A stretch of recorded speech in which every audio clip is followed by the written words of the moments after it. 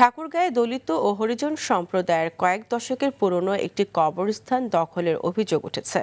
বংশ পরম্পরায় ব্যবহৃত এই জমিতে এখন মালিকানা দাবি করেছে প্রভাবশালী একটি মহল। বিষয়টি নিয়ে এলাকায় উত্তেজনা বিরাজ করলেও প্রশাসন বলছে লিখিত অভিযোগ পেলে প্রয়োজনীয় ব্যবস্থা গ্রহণ করবে। ঠাকুরগাঁও থেকে সোহেল পারভেজের তথ্যচিত্রে জানাচ্ছেন Leon Azad. Lily beauty soap, যার অ্যান্টি এজিং গুণ তারুণ্য ধরে রেখে ত্বকে করে উজ্জ্বল। তারুণ্যময় উজ্জ্বল ত্বকের জন্য রিমার্ক। ঠাকুরগাঁও সদর উপজেলার ঐতিহাসিক রামধারা সংলগ্ন এই জনপদে কয়েক দশক ধরে বসবাস করছেন প্রান্তিক দলিত ও হরিজন সম্প্রদায়ের মানুষ। নিজেদের মাথা গুঁজার ঠাঁইটুকু যেখানে নড়বড়ে, সেখানে শেষ বিদায়ের আশ্রয়টুকুই এখন হয়ে দাঁড়িয়েছে সবচেয়ে বড় দুশ্চিন্তার কারণ। তাদের অভিযোগ, স্থানীয় কিছু ব্যক্তি এই জমিটিকে নিজেদের রেকর্ডীয় সম্পত্তি দাবি করে সেখানে সীমানা প্রাচীর ও অবকাঠামো নির্মাণের মাধ্যমে দলিত সম্প্রদায়ের কবরস্থান ব্যবহারের পথ বন্ধ করে দিয়েছে। দাদার আমল থেকে আমরা মাটি দিতাম ওখানে, এখন ওরা বলতেছে যে এখানে কোনো মাটি দেওয়া হবে না। ওরা দখল নিয়ে গরুর দালালি করতেছে এখানে।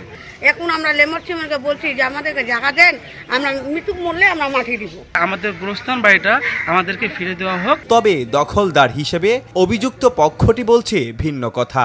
তারা বলছেন খাস জমি হিসাবে ওরা করতো, কিন্তু এই জমিটা তো মূলত জমার মাটি। যখন দেখলাম আমরা মালিকানা, তখন এগুলো আমরা সবাই কিনে খাজনা খারিজ করে এগুলো করছে। এদিকে বন বিভাগ বলছে সংরক্ষিত বনভূমিতে কোনো জবরদখল হয়নি। সংরক্ষিত যে আমার বনভূমিটা আছে এর মধ্যে কোনো জবরদখলও হয়নি, নতুন কোনো কিছু হয়নি।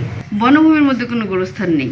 দলিত বা হরিজন সম্প্রদায়ের সমাধিস্থান সংকট হয়ে থাকলে প্রয়োজনে ব্যবস্থা গ্রহণের আশ্বাস এই কর্মকর্তার।